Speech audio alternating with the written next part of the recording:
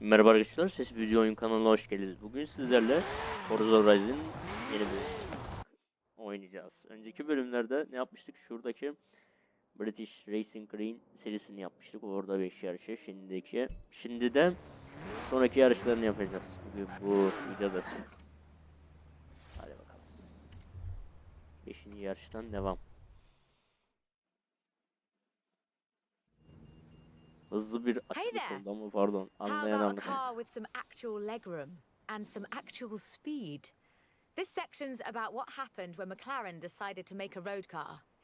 You're going to enjoy this.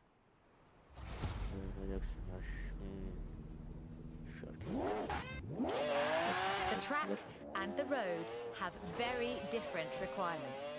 For McLaren, that was a challenge they were more than willing to embrace. In 1988, they set out to create the finest sports car the world has ever seen. By 1993, they had achieved their goal, and the honestly fantastic F1 was the result. 106 would be built across all variants, and it remains one of the very best road cars ever made. The F1 has no turbocharger. That would have compromised the driving experience, increased complexity. Böyle gidersek yardıramayacağız. Çok yamuk. And Çok yamuk resulted in gidiyor. turbo lag. The F1 is a natural Dönmüyor. aspirated supercar. One of the fastest in the world, in fact. Everything about this car is innovative. From the carbon fiber monocoque to the central driver position. McLaren threw the book away when they designed the F1. Then they wrote a better one. The F1's monocoque chassis is incredibly lightweight. Only 100 kilos all told. Takmasak. İyi de. Which posed a signal with gold.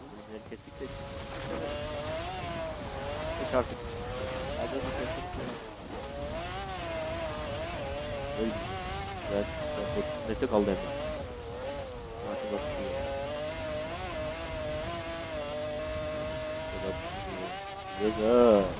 McLaren's racing heritage is so deeply ingrained in this machine that when they took it to Le Mans in 1995 and faced off against purpose-built racing machines, they won.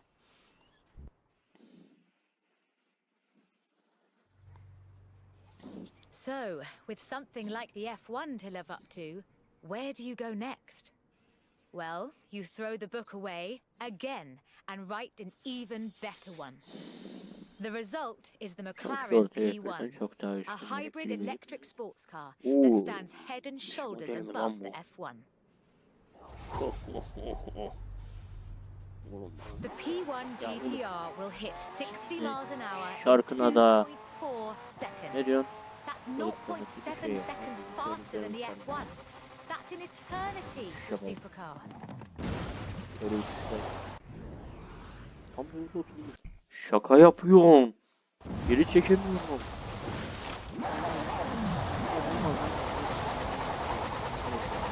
Yapma bunu. Nerede? Saat ne diyor? Bu saatte bu kadar bile var.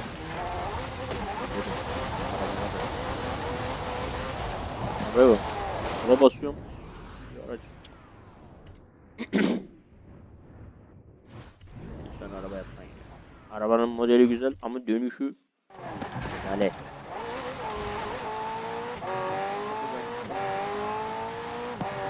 Umarım bakar. Yollarda baskı yapacağım. Oradan atlayacağım. Remember those problems with turbo lag? McLaren solves that with the hybrid drive. While the turbos build pressure, the electric motor drives the wheel.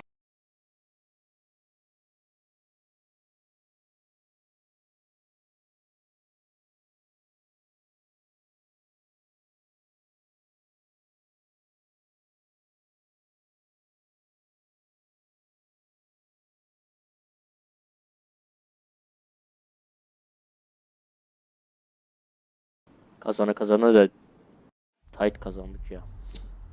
Var ya.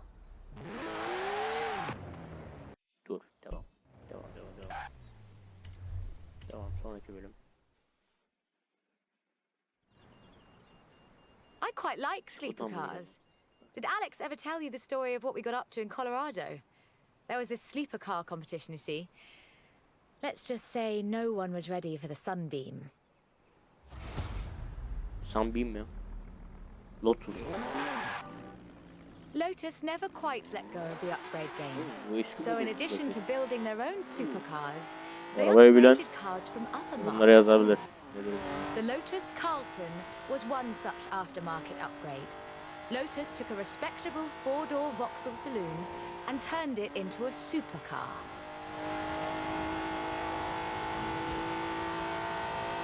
From the outside, there are a few signs that this is something special. Wider wheel arches, that's the thing. But under the bonnet, that's where the magic starts. Bir dakika.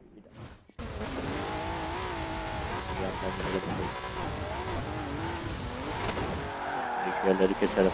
Bulak pis yap. Engine capacity was increased to 3.6 litres, and twin Garrett T25 turbochargers were added. The engine block was reinforced, and new crankshafts were forged by Güzel ya. Opel Şöyle and yardım machined gidelim in aslında Germany. sağdan. Yardım edelim. Atla kendine. Güzel. Artık.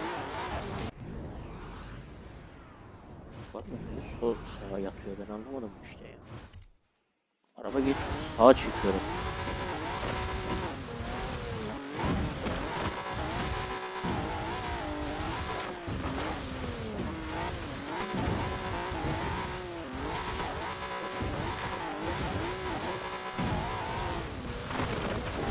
Only 950 of these custom gems were built, and they've become something of a modern classic.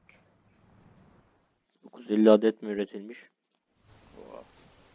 The Lotus Carlton was an example of how to turn a saloon into a supercar. But that's not the only thing Lotus got up to. In 1979, Chrysler approached Lotus to create a strict rally version of their Sunbeam three-door hatchback. Lotus, as you might imagine, rather enjoyed the challenge. Oho, daha da eski araç. They took the rear-wheel drive hatchback and changed everything that matters. They stiffened the suspension, improved the anti-roll bars, and widened the transmission tunnel.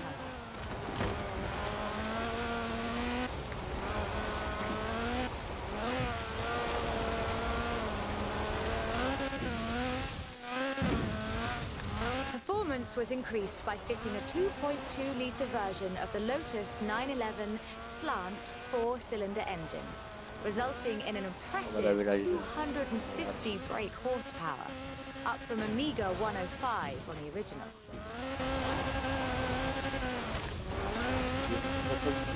Yol yok orada galiba.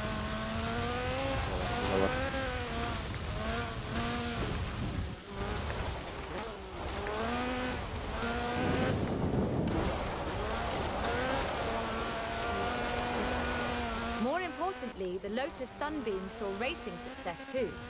In 1980, Henri Toivonen won the 29th Lombard RAC Rally in his Sunbeam.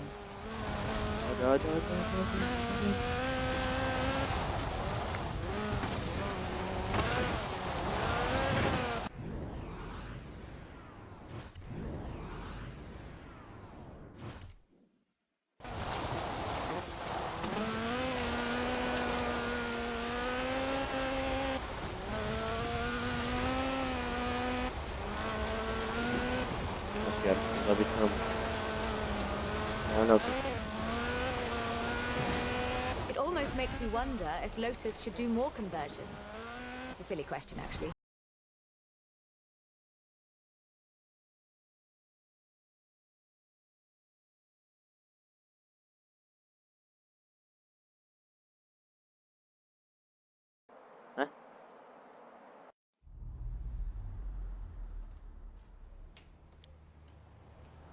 Evet.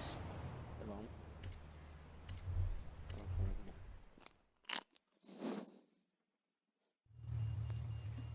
I honestly think these might be some of the most beautiful cars in the world. and the story of how it came about is, well, really British. Get in the car and let's get this segment.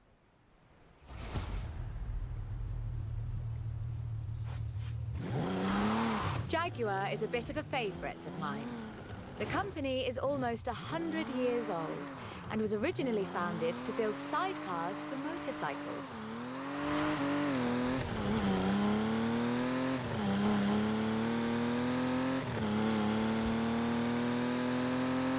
But this is the car that really set the bar, I think. The 1961 Şimdi oldu. Hadi E-Type. bakayım. When he saw it, Enzo Ferrari called it the most beautiful car in the world. High praise indeed.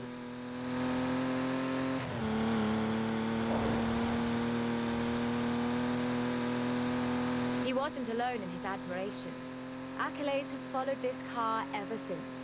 It's been in movies, comics, games, and TV shows. Unlike some later cars in Hem the de ajan market, it filmlerinde yer wasn't aldı ya just bu. looks though. Genellikle The ajan E-Type arabasıdır was light böyle araçlar. and fast. It would do 153 miles an hour and stopped on innovative four-wheel brakes that were better than anything Ferrari or araçmış. Porsche or even Mercedes-Benz had.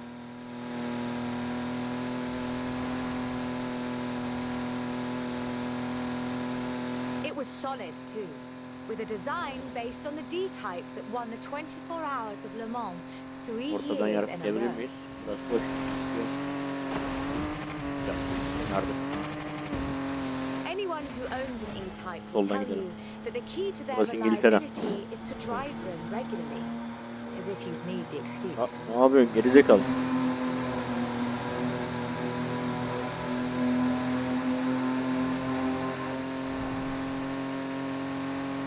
About 2,500 were built, and they're a common sight at auto shows, and surprisingly reasonably priced. All in all, an almost perfect Jaguar.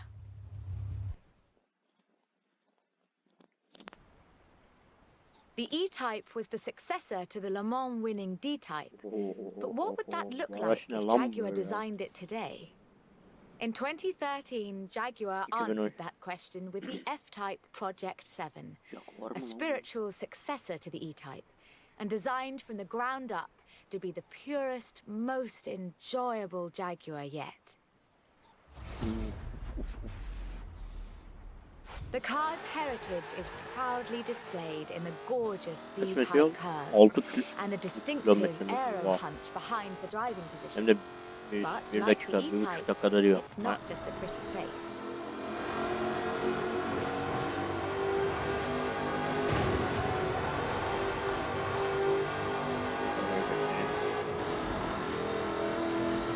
Powered by a Böyle 5-litre V8 supercharged ana engine yolda sürüyorsun. with a fully aluminium Evet. body, it's blisteringly fast. Böyle araçları With a zaten ana 0 yolda to 60 süreceksin ya. speed Ara yollarda of sürdüm ben. 3.8 Sıkıntısı seconds oluyor. and a top speed of 186 Basacağım baba. miles an hour. 200. A car as Ama yavaş beautiful as kalmış bu this arada. must surely have been a carefully authored design. Actually, it started as a sketch by designer César Pierre, thrown together one Friday in his free time. Jaguar's design director bakın Ian sen, Callum anlatıyorum saw ya. the sketch in a thumbnail on César's computer during a meeting and asked him what it was. The rest is history. Evet.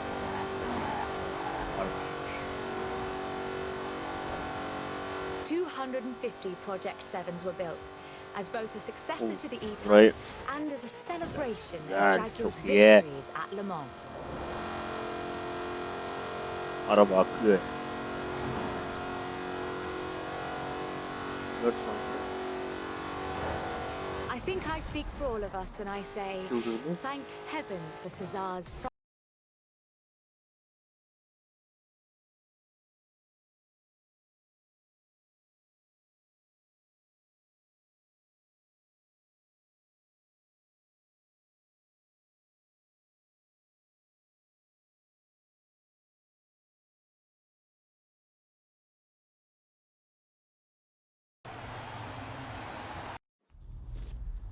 Son anda 3 yıldız aldık ya. Aldık ya lan. şaşırdım. Devam. Kaç yarış kaldı bundan da emin değilim de. Galiba 2-3 yarış yaptık. Yere kalmıştı 3 yarış ya. We're almost done. But we've saved the good stuff for last. A spot of rallying in the most British car of them all. Get in, strap in, and let's nail this one. Nerede antik araç var? Ulan bu Mr. Beast'in adam. There is one car built in Great Britain that is quite Lan bildim fairly Mr. Beast. considered one of the most influential cars of the Arabaya bak. century. It's a surprisingly spacious little city car. With a side-mounted engine. It's an icon of popular culture. It's been built on every continent where there's a car factory. It's the Mini. No, oğlum kulak.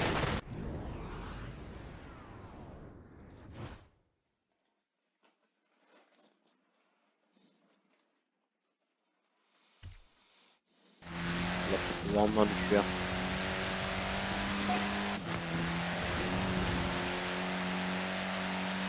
The Mini Cooper S was built to be a performance machine with deeper engines, twin carburetors, and front disc brakes.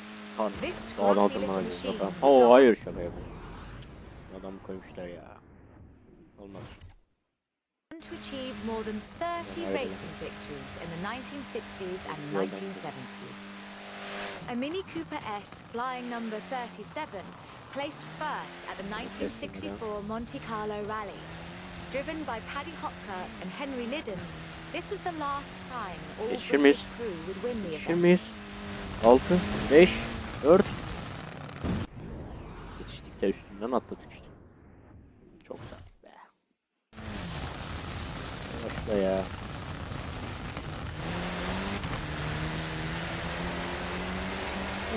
Yol iyi. In 1999, the Car of the Century Award Zamanımız da var, was güzel. presented to the most Şöyle akalım. influential car of the Var 20th zaten, o var. century. The Zamandan bol Mini ne var? came second. It was beaten by the Model T Ford. That's fair, I suppose.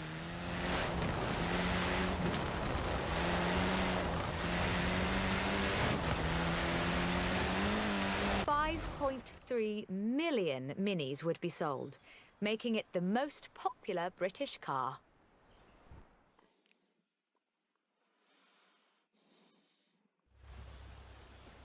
And then in 2000, BMW resumed production of the Mini, breathing new life into the iconic mark. If the Mini of the 1960s had its sights set on the roads of Monte Carlo, the X-Rayed Countryman has its eyes on something a little tougher. Monte Carlo'yu mu? Allah Allah. The deserts and rough terrain of the Dakar for starters. A wit once said that the only thing Mini in this monster was the pedal. That's rather missing the point, I think. Çok. The X-Rayed Countryman is much bigger than the Mini Cooper. It has to be. A stage of the Dakar demands literally tons of gear. You could call it a tank. It does rather sound like one.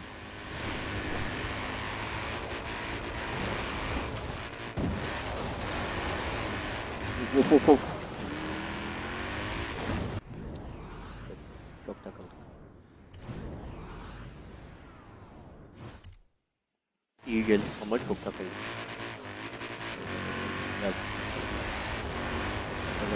When Mini's X-Rayed division set out to build this thing,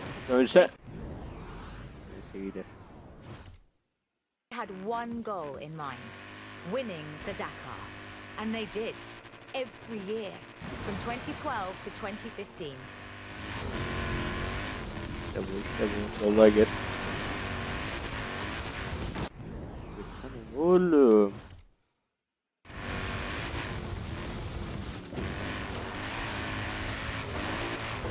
Ne de bulamıyorum. Neyse.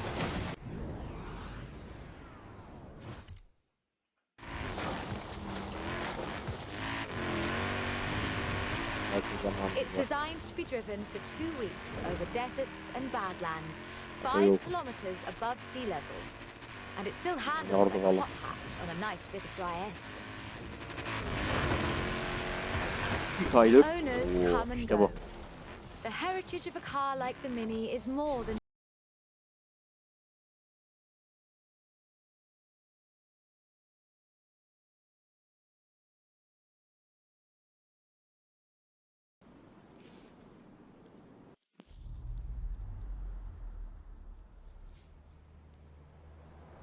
Kaç tane kaldı ya bundan?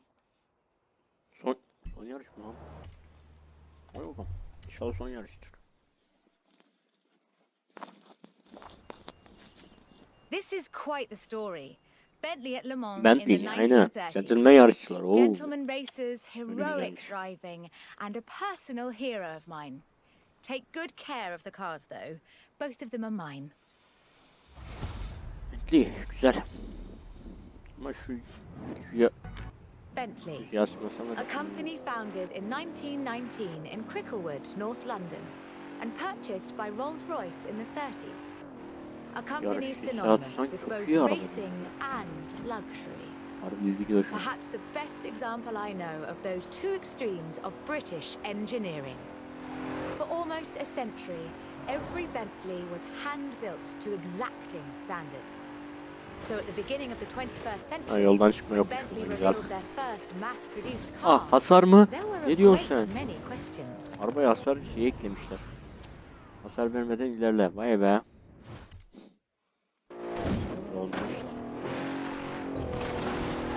Yok. Şu arabanın o zaman ne keseriz tabii öyle.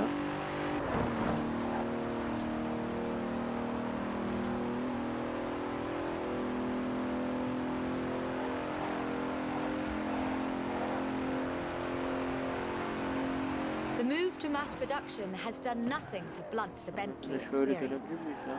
The 2017 Motoru bulmakta Continental hasar mı acaba? Supersport is Oo, responsive, harbi hasarmış. fast, and beautifully designed. Hayır.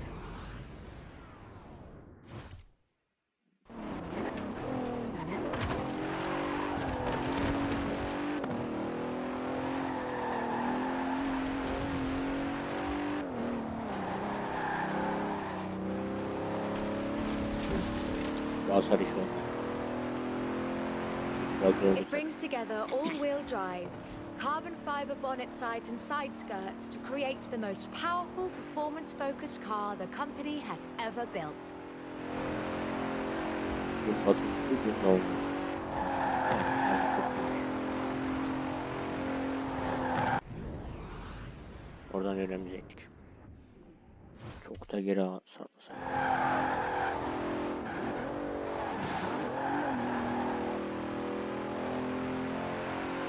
But never Güzel. forget, Yollar dümdüz zaten. Bentley's pedigree Öyle is biraz racing, yollar yok.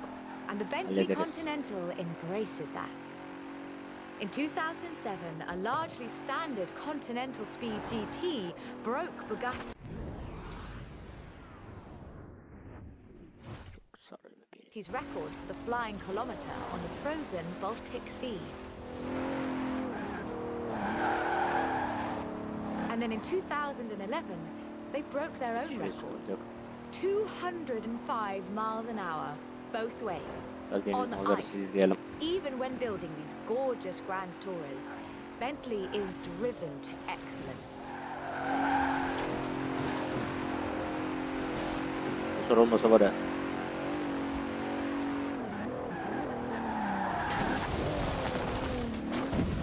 Ve sonunda araba parça oldu. Arabada durmadı durmayın. Dur artık dur artık dur artık dur artık. Today, Bentley means modern, peerless luxury and elegance. But that's far from the full story.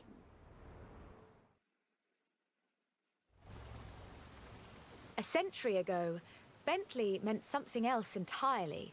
It meant Le Mans. In 1930, eccentric race team owner Dorothy Paget financed a rather special Bentley at the Le Mans. It was a 4.5-litre supercharged masterpiece, driven by Sir Henry Bentley Boy Birkin. It posted the fastest time on the day, but it failed to finish. Oh. Burada da But böyle bir yarış what a yapmıştık. race it was. Sir Henry's courageous driving forced Rudolf Yarışta Caracciolla's 7-liter Mercedes out of the race at the cost of his own victory. Oğlum But mafyadaki in araç değil mi doing lan so, bunlar? he handed the day to the Bentley Sixes. A gentleman racer indeed. Geri dönerse var ya, kafayı sıyıyor. Sir Henry knew he didn't have anything to prove. In 1929, the adventurer Mrs. Mary Victor Bruce had already driven the resolutely modern 4.5-litre Bentley at Montlhéry, setting distance, speed and endurance records. The Bentley's performance so annoyed Ettore Bugatti that he called it the world's fastest lorry. 4 vitesli araç. Oğlum, The blower had the last laugh though. In 2012, it was bundan da sold 2 at yıldız aldım. auction.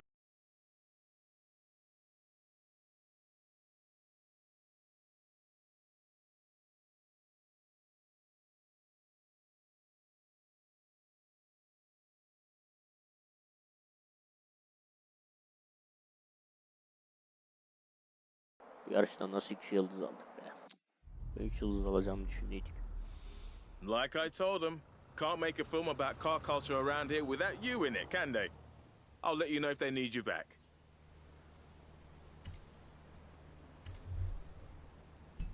Nasıl yani? Bitti mi bu? Allah. Harbi bitmiş. Süre doldu. Bir dakika. Bu bitmiş. Şöyle bakalım. Nereye yapacağız? Buralar güzel tamamlandı. Galiba orada yarış bitireceğim. Aynen şuraları falan yaparım. Aynen. Anca burayı yapacağım. Sonraki bölüm burayı yapacağım. The Gauntlet. Toprak yarışı serisinin final yarışı galiba. Aynen. Sürede bitmek üzere. Evet arkadaşlar, izlediğiniz için teşekkürler. Sonraki videolarda görüşmek için hoşça kalın. Ve lütfen abone olmayı unutma. Seviliyoruz.